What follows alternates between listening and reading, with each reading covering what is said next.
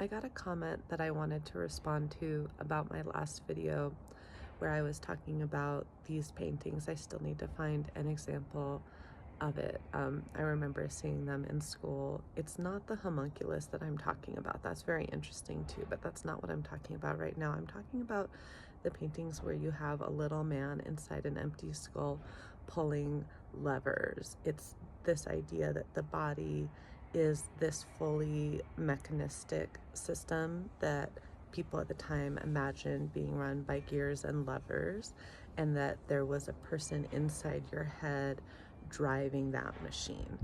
And someone left a comment that said, I thought that those paintings were always implying that the person inside your head was you. They are implying that the person inside your head is you, but it's a dualist mind-body perspective because it's reflecting this idea that your mind is something outside of your body, controlling your body. And when I say this partial resolution with modern neuroscience is that we knew at that time that the mind had to do with the head and brain, but it wasn't understood, much less accepted, how and to what extent. So people didn't understand the brain the way modern neuroscientists understand it. Contemporary neuroscientists understand the brain as being a part of your body. And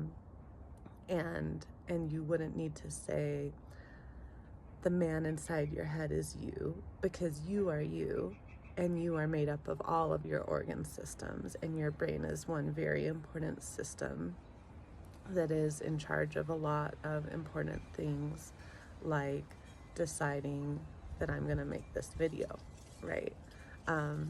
So it's a big difference philosophically between, so when I say there's a partial integration of dualist philosophy and modern neuroscience perspective of the mind-body problem, I don't mean that in a positive way. I don't mean to be harsh, but I'm also not trying to give a false neutral stance in this.